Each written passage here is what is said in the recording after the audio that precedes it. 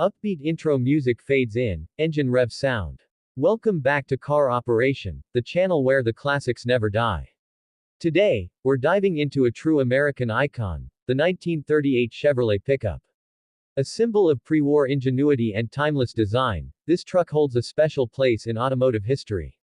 Whether you're a vintage truck enthusiast or just curious about how far we've come, this review covers everything you need to know, inside, outside, under the hood, and even what it's worth today. Let's start with the exterior. The 1938 Chevy pickup was a major step forward from its predecessors. It was the first year Chevrolet introduced an all-new cab with a more aerodynamic, streamlined design. Gone were the flat, boxy lines of the early 30s. Instead, you had gracefully rounded fenders, a distinctive vertical chrome grille, and a longer, wider hood that gave the truck a more aggressive, modern stance for its time.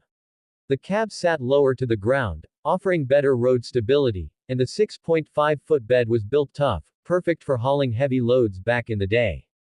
What really made it stand out was the use of steel instead of wood in the bed floor, a progressive move that added durability. Now let's slide into the interior.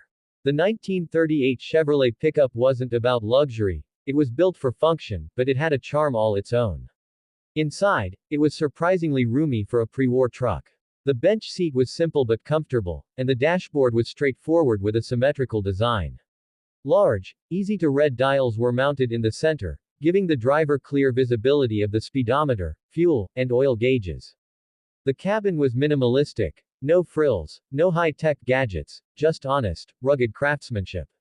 What's special is the feeling it gives you, like you're stepping back into a different era, when driving was more mechanical, more connected to the machine. Under the hood, the 1938 Chevy pickup was powered by a 216 cubic inch inline-six engine, commonly referred to as the Stovebolt 6. It produced around 85 horsepower and was mated to a 3-speed manual transmission. That might not sound like much today, but back then, it was a solid performer, especially for a work truck. The engine was known for its reliability and ease of maintenance, and it had enough torque to handle heavy loads or tough terrain. Driving this truck is a different experience. You feel every gear shift, every vibration from the road, but that's part of the charm. It's mechanical and raw, yet dependable. In terms of performance, it wasn't built for speed but for endurance. It had leaf springs and solid axles, which provided strength over comfort. The brakes were four-wheel drums, not the quickest stoppers by today's standards, but sufficient for the time. Steering is manual, so it takes some effort, especially at low speeds. But again, it's all about the experience, pure, unfiltered, and connected. Now for the question many of you are probably wondering, what's the price of owning a piece of history? Depending on condition, restoration quality, and originality, a 1938 Chevrolet pickup today can range from $15,000 for a project truck to upwards of $50,000 for a fully restored, show-quality example. Custom builds or hot rod versions can sometimes fetch even more.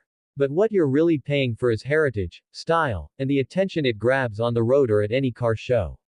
So, is the 1938 Chevrolet pickup worth it? Absolutely, if you're someone who appreciates classic American engineering and the stories that come with a vintage ride. It's not just a truck, it's a time machine on wheels. That's it for today's deep dive.